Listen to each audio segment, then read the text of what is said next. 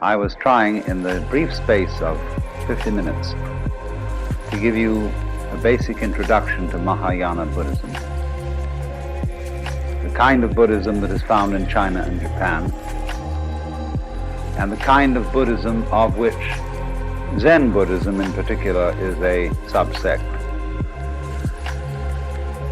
And we are rather particularly concerned with Zen, since it has had such a fundamental influence in the shaping of Japanese culture and the arts of Japan. And since we are in the course of this informal tour going to be visiting a good deal of Zen monasteries and seeing a great deal of Zen formed works of art, architecture, and so on. So I want to lead now tonight from Buddhism in general, or Mahayana Buddhism in general, to Zen in particular.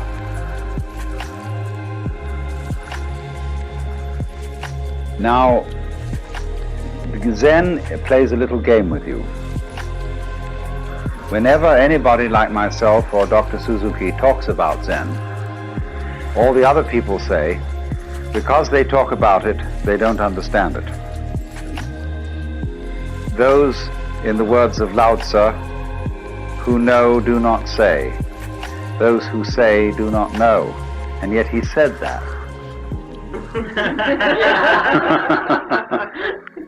He wrote a book of several 80 chapters or so to explain the Tao and the De, its power, and nobody can help themselves. They've got to talk.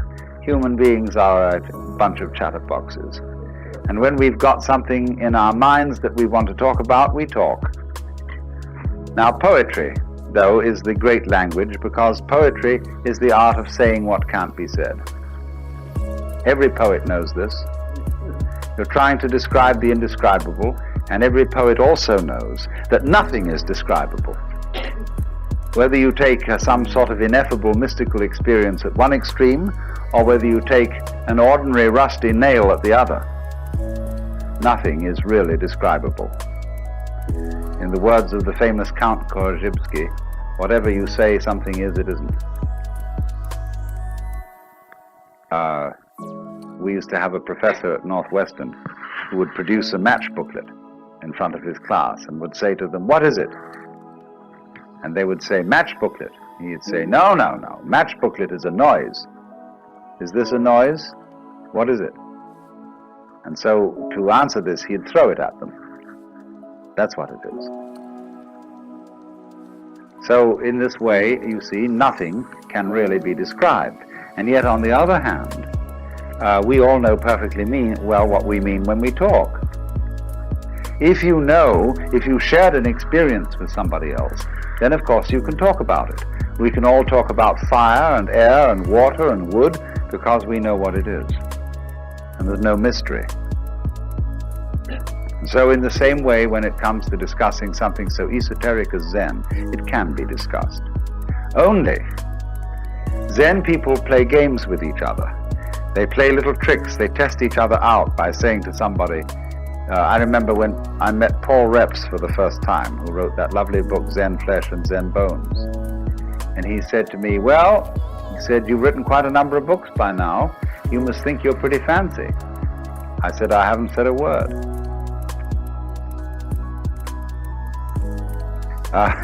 This is simply a Zen game. And people sort of feel each other out. There's a poem which says, "When two Zen masters meet each other on the road, they need no introduction. Thieves recognize one another instantaneously."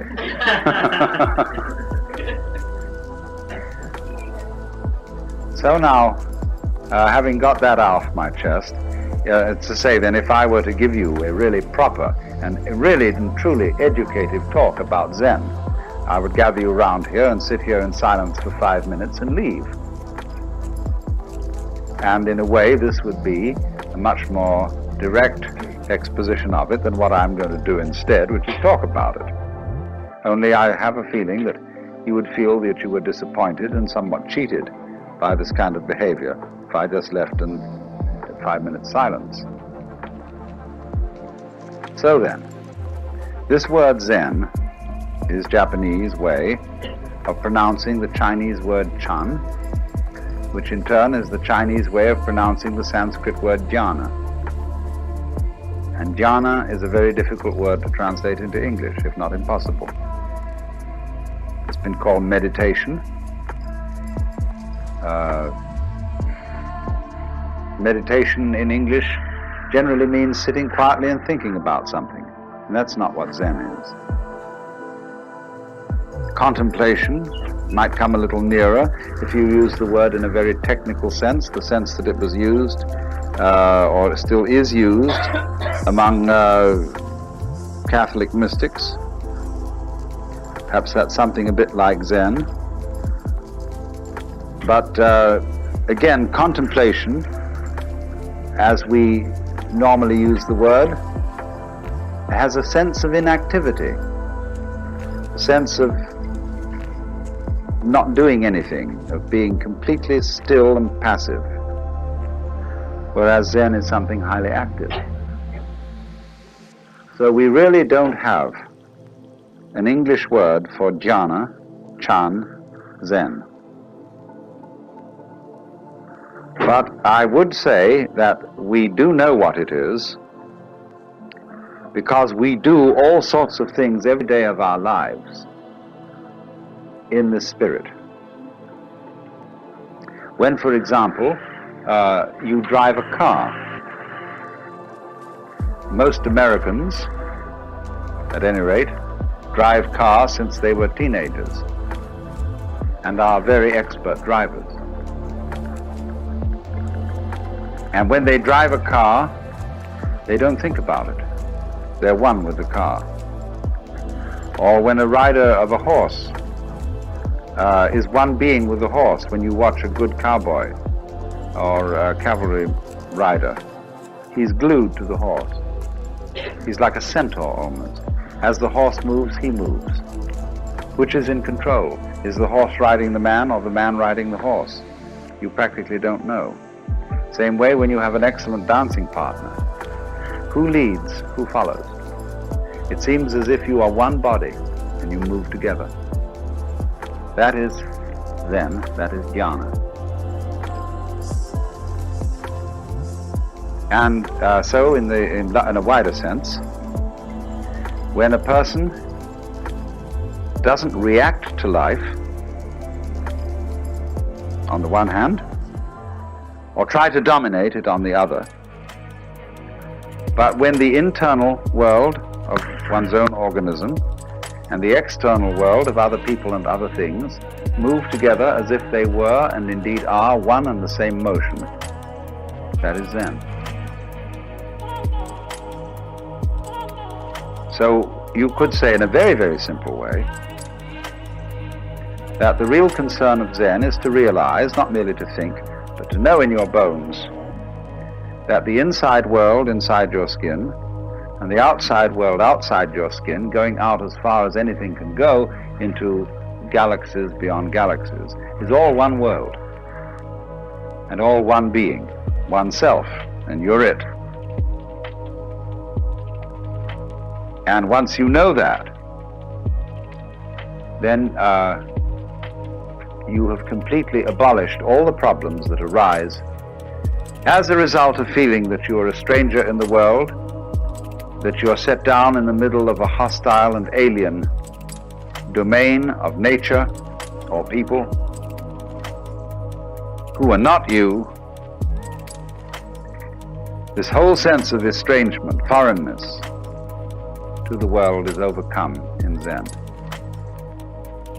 Now, let me illustrate this a little before we go into Zen in any kind of technical way by a few rather superficial but nevertheless significant facts out of Japanese culture and the place of Zen in Japanese culture. Japanese culture is, as you may have noticed, or was, as you may have noticed, extraordinarily ritualistic. There is a right way of doing everything, a good form, a proper style. And nowhere is this more apparent than in such practices as the tea ceremony, or arranging flowers, or knowing how to dress, or knowing how to organize a formal dinner. The punctiliousness, the skill of these people in doing these things is quite remarkable. But in the same measure as they are very skillful at doing these things, they're very worried about it. The whole question, for example, of bringing presents to somebody else. Have they given us more than we've given them? Did we remember this occasion? Did we remember that occasion? These weigh very heavily on the Japanese soul. The debt which you owe to your parents, the debt which you owe to your country and to your emperor, immeasurable, infinite debt, never can be paid. All these weigh very heavily. And therefore, in Japan, until the sort of breakaway of modern youth with its westernized ideals, this is a very nervous culture, concerned about whether one is playing the ritual correctly. A culture like that needs an outlet, needs a safety valve, needs a way out of this thing. And Zen provides just that. And so, by contrast, when you meet a Japanese who is thoroughly trained in Zen, he is a different kind of personality altogether from ordinary Japanese.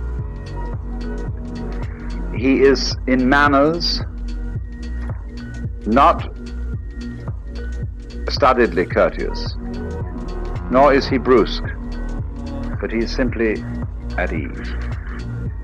He gives you his whole attention, so long as you give him your whole attention.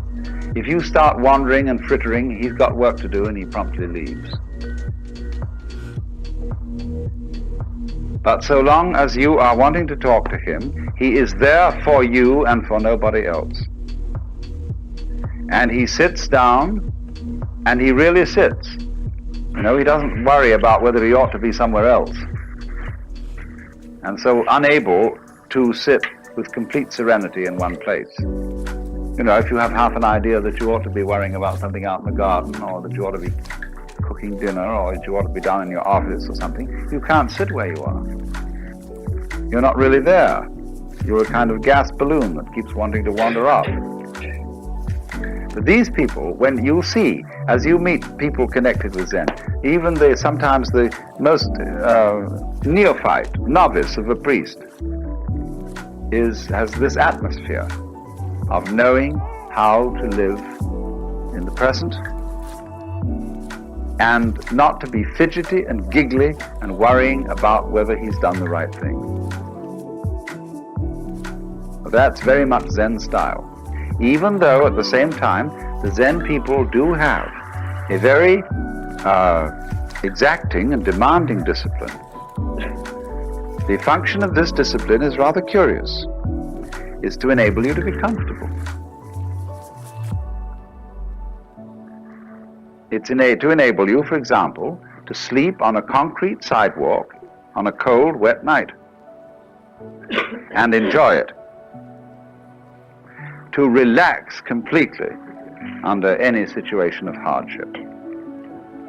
You see, ordinarily when you sit you're out in the cold, you start shivering. Why? Because you're resisting the cold. You're tightening your muscles against the cold, and you get the staggers. But you were taught, if you learn Zen discipline, not to do that. Take it easy. Go with the cold. Relax. And all those monks in those monasteries here, they're as cold as hell in winter. And they simply sit there most of the time, and we would be frozen to death and miserable and have influenza and the great Siberian itch. But they simply relax and learn how to take the cold. So there's nothing about Zen discipline which is masochistic. It isn't to beat your body because your body's bad and there's a creation of the devil or something. It has nothing to do with that.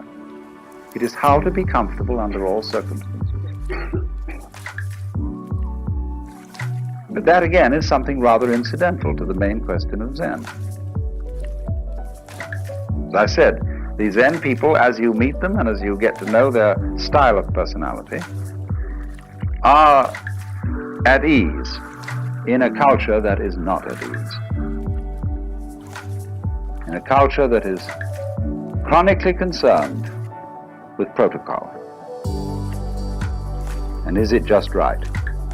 That is indeed a terribly self-conscious culture, where everybody is always watching themselves and having therefore second thoughts about everything. And so the discipline of Zen is to enable you to act without watching yourself. We would say unself-consciously. But Japanese are as terrified of this as we are. They think, and we think. If I don't watch myself, I'll make a mistake. If I don't hold a club over myself, I'll cease to be civilized and become a barbarian. If I don't discipline myself with all sorts of down on those passions of yours, you will become like the monk of Siberia, who burst from his cell and devoured the Father Superior. So this basic mistrust and so on in one's own spontaneity makes us wonder that if the Zen people are really spontaneous and they don't plan and premeditate and hold clubs over themselves, won't they become very, very dangerous people socially? Won't they go out and rape their mothers and daughters and murder their grandmothers to inherit their fortunes and so on and so forth? And Zen people just don't do that. And yet they are perfectly spontaneous. So then, let me try then and indicate how this discipline called Zen actually works. This will involve a little bit of letting the cat out of the bag, but can't be helped. Let's go back to what I told you was fundamental to Buddhism. Buddhism is unlike other religions in that it does not tell you anything. It doesn't require you to believe in it. Buddhism is a dialogue. And what are called the teachings of Buddhism are nothing more than the opening phrases or opening exchanges in the dialogue. Buddhism is a dialogue between a Buddha and an ordinary man, or rather someone who insists on defining himself as an ordinary man, and thereby creates a problem. I quoted you this morning our saying that anybody who goes to a psychiatrist ought to have his head examined. And in exactly the same way, in this culture, anybody who goes to a guru, a spiritual teacher, or a Zen master, or whatever, ought to have his head examined. Or as the old Chinese master Tokuzan put it, if you ask any question, you get 30 blows with my stick. If you don't ask any question, you get 30 blows just the same. In other words, what the hell are you doing around here? Defining yourself as a student and defining me as a teacher. In other words, you have raised the problem.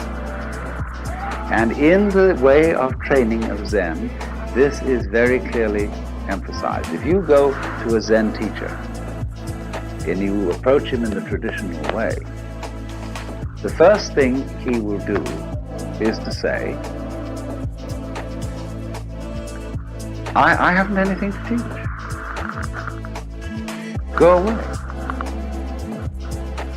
Well, you say, what are these people doing around here? Aren't they your students? You say, well, they're working with me, but unfortunately, we are very poor these days. We don't have enough rice really to go around and make ends meet. And we can't take on anybody else in this community. So you have to insist to be taken in. Every postulant for Zen training assumes immediately that the teacher has given him the brush off in order to test his sincerity. In other words, if you really want this thing, you've got to work for it. That isn't the real point. The point is that you've got to make such a fuss to get in that you cannot withdraw gracefully after having made such a fuss to get in. Because you put yourself on the spot and you define yourself as somebody needing help or as somebody with a problem who needs a master in order to be helped out of the problem. So then when you've done this, in the old days, of course, and it's still the formal rule among the Zen monasteries here, that when you're a postulant and you want to come in, you have to sit outside at the gate for a week, or maybe only 5 days, in a position of supplication with your head on bowed down on the steps. And they let you in at night because they must give hospitality to any wandering monk, but you expect not to go to sleep any of those 5 nights, but to sit there in meditation. And they give you food. But you sit and you sit and you sit there and you make a damn fool of yourself, saying, I insist on getting into this thing. I insist on learning. I want to know what the secret of this master here is. And he's told you from the start that he doesn't have a secret and that he doesn't teach anything. But you insist that he does. See, that is the situation of everybody who feels that life is a problem to be solved. Whether you want psychoanalysis, whether you want integration, whether you want salvation, whether you want Buddhahood, whatever it is you define yourself as wanting, you created the problem. What is the real problem that everybody brings to these teachers? What is it all about? It's basically this, isn't it? Teacher, I want to get one up on the universe. I feel a stranger in this world. I feel that it's a problem in that having a body means that I am subject to disease and change and death. Having emotions and passions means that I am tormented by feelings which I can't help having, and yet it's not reasonable to act on those feelings without creating trouble. I feel trapped by this world, and so I want to get the better of it. And is there some wise man around who is a master of life and who can teach me to cope with all this? So that's what everybody's looking for in a teacher. The man who is the savior and who can show you how to cope with it. And the Zen teacher says, I don't have any answers. Nobody believes that because he seems to be so competent. When you look at him, you can't believe that he has no answers. And yet that's the consistent teaching of Zen, that it has nothing to say and nothing to teach. The great Chinese master of the Tang dynasty, called Linji in Chinese or Rinzai in Japanese, said Zen is like using a yellow leaf to stop a child crying. A child is crying for gold, And the father takes an autumn leaf that's yellow and says, go. Or he said it's like using an empty fist to deceive a child.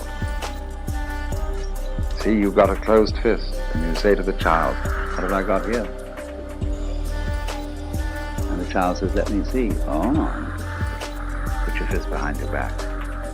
And the child becomes more and more excited to know what the devil's in that fist.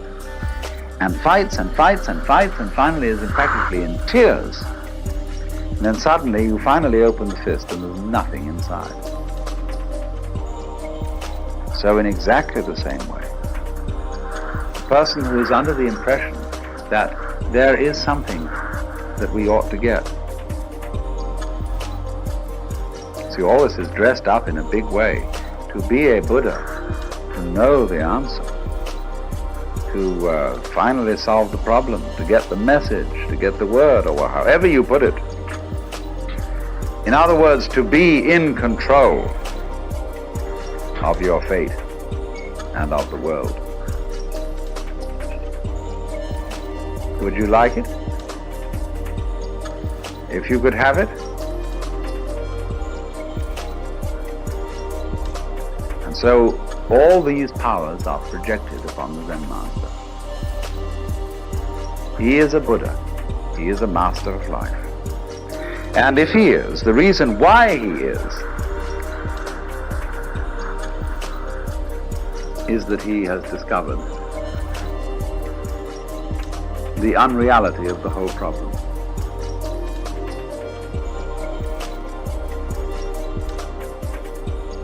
And so all these powers are projected upon the Zen master. He is a Buddha. He is a master of life. And if he is, the reason why he is that he has discovered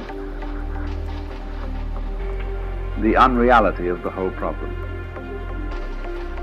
There is not life on the one hand and you on the other. It's all the same. But you see, you can't tell people that. And just by telling, get them to see it.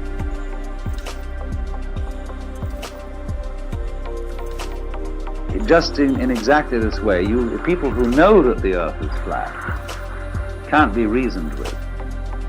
People who believe that the Bible is the literal word of God, absolutely impossible to reason with them at all, because they know it is so. So in the same way,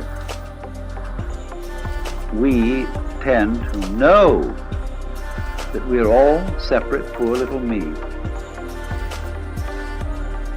and that we are in need of salvation or something. And we know this is so. And so somebody says, well, you're not really that. You know that that feeling of separateness is an illusion. Well, it's all very nice in theory, but I don't feel it. So what will you do? What will you do with a person who is convinced that the earth is flat? No way of reasoning with him.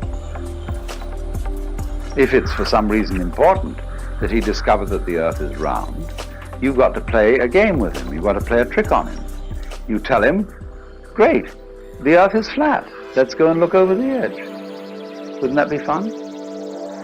Of course, if we're going to look over the edge of the earth, we must be very, very careful that we don't go round in circles, or we'll never get to the edge.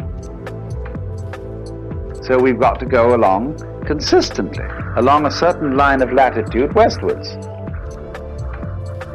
And then we're going to come to the edge of the earth, just so long as we're consistent.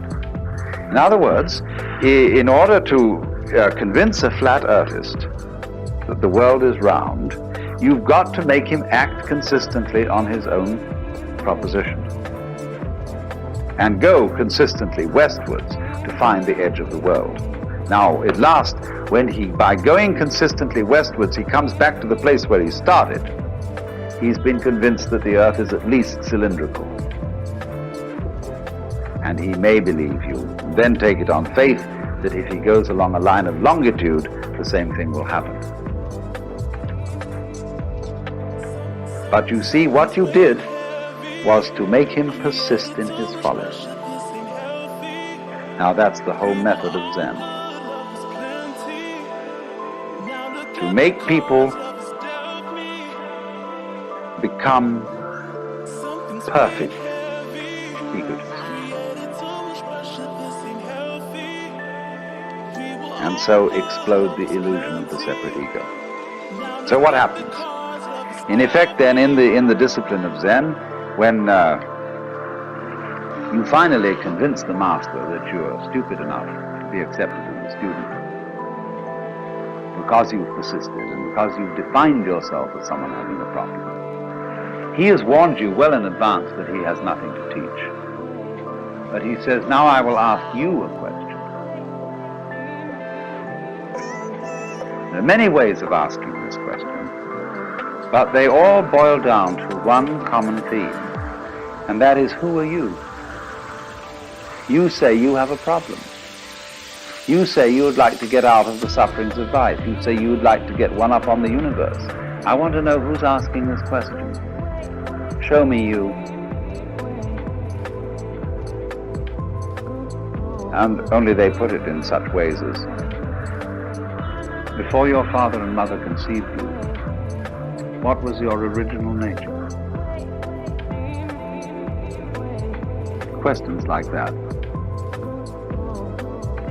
And they'll say, now, look, I want to be shown. I don't want a lot of ideas about who you are. I don't want to know who you are in terms of a social role. You know, that you have such degrees or you have such professional qualifications and such a name and such a family. All that's the past. I want to see you genuinely now. It's like saying to a person, now, don't be self-conscious, see? I want you right this minute to be completely sincere. Come on now. Well, nothing is better calculated to make a person incapable of sincerity.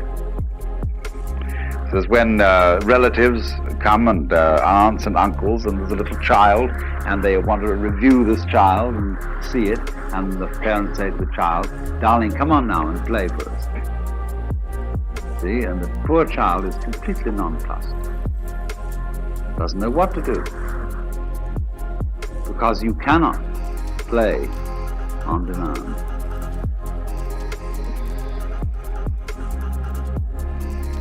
Now, what is the Zen teacher doing in saying to a person, you must answer this question by coming before me in fact, a rather formal situation, the kind of context in which a Zen master interviews his students is very formal. And there he sits, a sort of enthroned tiger. He's definitely, in this culture, a sensei, a authority figure. And so he's the last kind of person you can be spontaneous with. Because you feel that he knows you through and through. And that, do you know, ever read that story of Von Kleist about a man who has a fight with a bear? And the bear is a mind reader and always knows what move he's going to make, so that the man can never conquer the bear unless he makes a move which he doesn't think about first. How will you do that? And they get the same feeling with relationship to a Zen master. You feel that he is absolutely aware of everything phony about you. That he reads you like a book, but that you can't find a way of being not phony. Think about this a little. You see, it's we can arrange a group session, and this is a little game that's being played by lots of people. It's a kind of psychotherapy. We can arrange a group session in which the gimmick is this, that when anybody says anything or does anything, the group or some section of the group challenges its sincerity and says, why are you coming on so strong? Are you trying to dominate us? And you see, anything that you do can be interpreted in that way. Because the moment a group of people starts making comments on its own behavior, it is setting up a situation within the group which is analogous, say in a TV studio, to turning the camera on the monitor.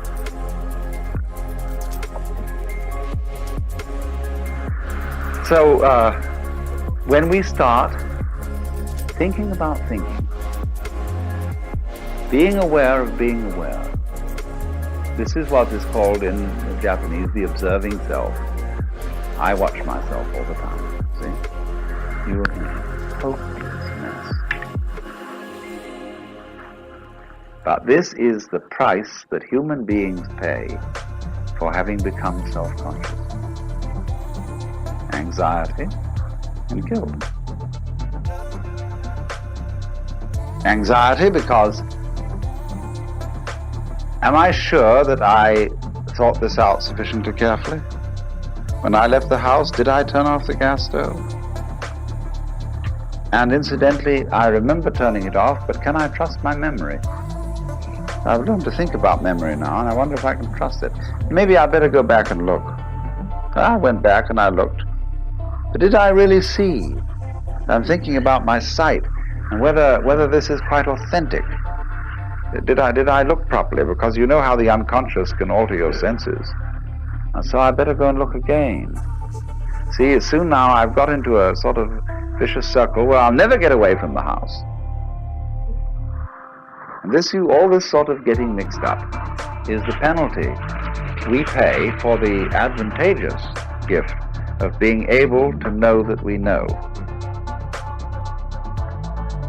There was a young man who said, though, it seems that I know that I know. What I would like to see is the I that knows me when I know that I know that I know. And so this is the Zen trick. It's to put you into this situation in a very crucial way. To think about, thinking about, thinking about, thinking about. Or just the same thing, to make a very strong effort not to think. That's Zazen. Sit, let your senses operate, and be responsive to whatever there may be around, but don't think about it. But now this is already thinking. I'm thinking about not thinking. How will I stop thinking about not thinking? So there you are. See, you're all caught up. It's like somebody came to you and they put tar in one hand, or molasses, feathers in the other, slapped the two hands together and rubbed them around and said, now pick off the feathers. So you see what happens. The teacher is well aware that he's played this trick on you. And he's going to see what will happen if you act, and he's going to help you to act consistently on this foolishness. Now, you see, what he's done is he's simply made a special case of what society does to us all anyhow. And this is true of most cultures. The high cultures of the world, whether they're of the East or whether they're of the West, play a game on every new member. They don't know they're playing this game because their forefathers played it on them, and they're still its hopeless victims. The game is called the double bind.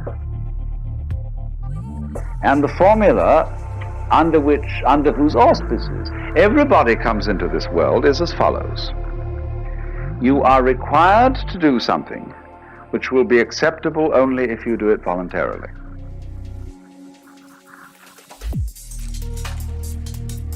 You must love me. You must go to sleep. You must be natural. You must be free. Listen to that. You must be free. Now what happens, you see? Society, the community into which every child enters, defines the child. We know who we are as other people react to us. So the other people say to us, you're an independent agent. You're responsible. You are a freely acting individual. But this is a commandment. And we obey it because we can't help it. Child has no way of criticizing this or of seeing there's something phony about it. So the child has to be free because he is commanded to be so by the community. Now then, the community sets itself a problem. Having defined the child as an independent agent, and having got the child to believe that he's an independent agent because he isn't. In other words, he wouldn't believe this if he were independent. It then has trouble getting him to behave as the community wants him to behave. So they feel then there's something ornery about all children. They're born in original sin, and they're refractious and so on. Of course they are, because they've been defined in a self-contradictory way. So when the community says to a person, you must be free, or when we are in a family relationship in which the members of the family are saying to each other, you must love me, it's your duty to love me, what a bunch of rot. Supposing one day you get up and you say to your wife, darling, do you really love me? And she replies, well, I'm trying my very best to do so. Is that the answer you wanted? No. You wanted her to say, darling, I can't help loving you. I love you so much I could eat you. You don't want her to try to love you. And yet that is what you put on people in almost any marriage ceremony. That you shall love this person. Thou shalt love the Lord thy God. Thou shalt love thy neighbor as thyself. This is a double bind. And anybody who lives under the dominance of a double bind lives in a state of chronic frustration, because he is devoting his whole life to solving a meaningless, nonsensical problem. Let's take the double bind that is the deepest of all. You must go on living. Now, living is a spontaneous process. And to say to it, you must happen, is exactly the same thing as saying to any kind of creative artist, you must come through with the goods.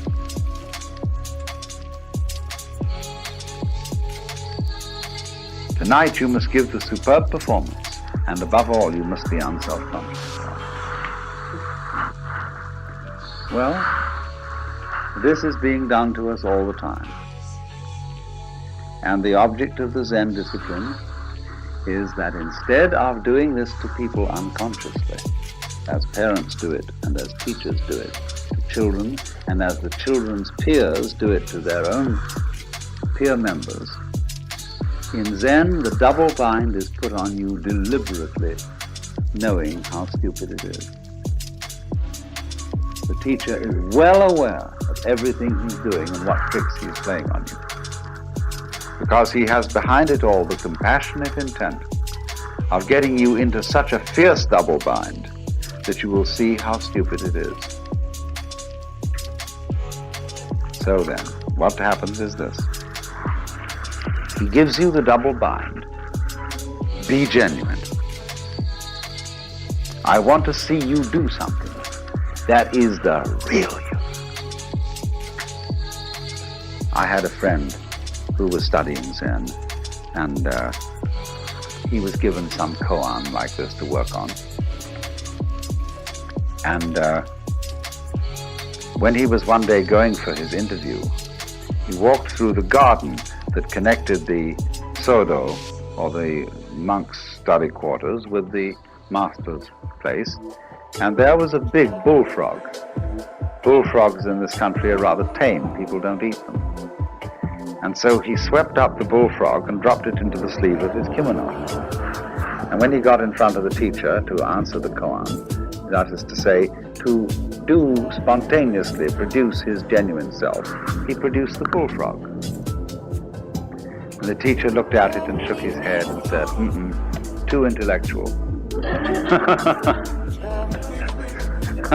Or, as we might say, too contrived, too studied. That's not yet you.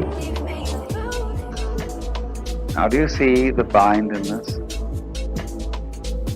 It's like being told that everything is all right at this moment so long as you don't think of a green elephant. So try not to think of a green elephant. See? Now, as he works at this, as he tries to produce the genuine you, the teacher really strings him out on this and makes him work and work and work over a period of many months until he comes to the point of seeing this. There is nothing you can do to be genuine. The more you do, the phonier you are. But at the opposite extreme, there is nothing you can not do. That is to say, you cannot give up trying to be genuine.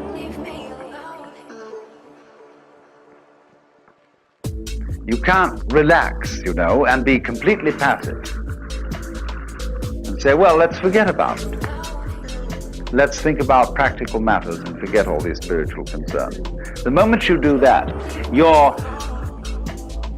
abandonment of trying is itself an insidious form of trying. For example, there's a very interesting Hindu teacher by the name of Krishnamurti that many of you may know about.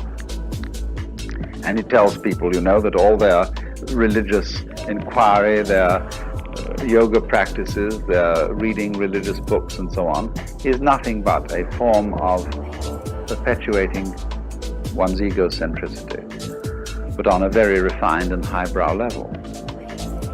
So he gets a kind of disciple who studiously avoids reading any kind of philosophical or edifying book.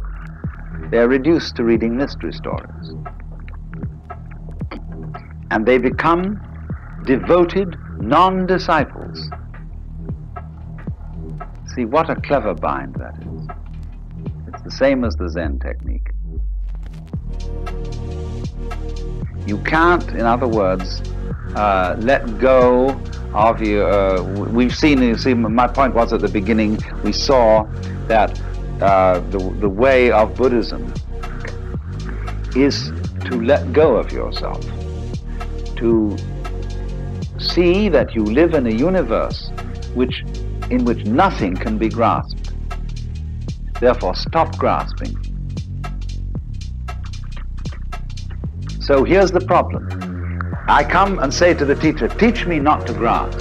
He'll say, why do you want to know?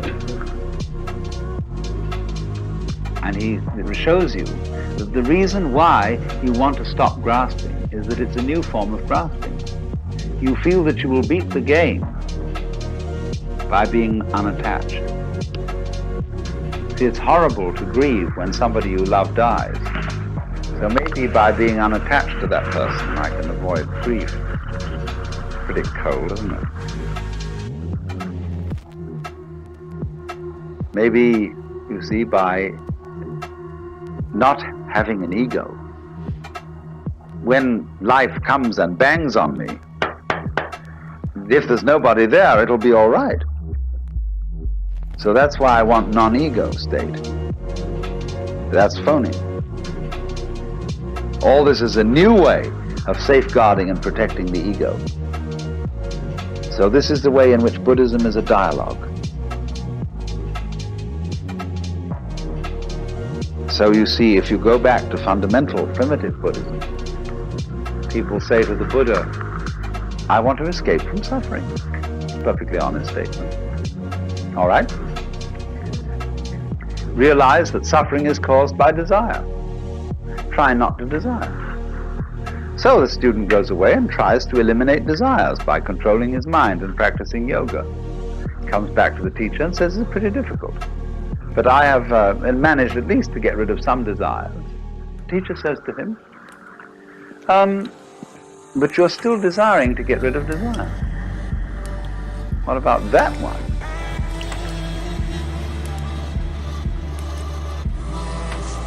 And then the student sees that if he tries to stop desiring to get rid of desire, but then he's got to stop desiring to get rid of not desiring to desire. And suddenly he finds himself once more with molasses in one hand and feathers in the other, absolutely tied up in a vicious circle.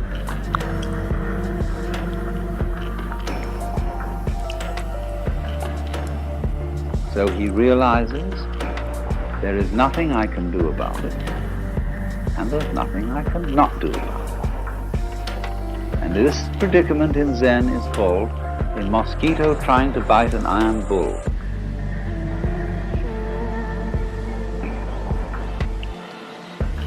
A position of such psychic extremity that nothing can be done about it. Now the point here is, what does this situation mean? When you find yourself in that kind of a trap, what's the meaning of the trap? Why, that's very simple. If there's nothing you can do, and also nothing you cannot do about a given situation, it means that you are phony. That, in other words, what we call a separate ego isn't there. Of course it can't do anything, because it is not an agent. And by virtue of the fact that it can't do anything, equally, it can't not do anything. It's completely phony. So what has happened is to expose the fiction of there being a separate ego, either to force its actions upon the world, or to have the actions of the world forced upon it as a puppet. This thing just doesn't exist, except as a figment of the imagination, or except as a game rule. Let's pretend everybody is responsible, is independent, is separate. Sure, that's a great game, but it's a game.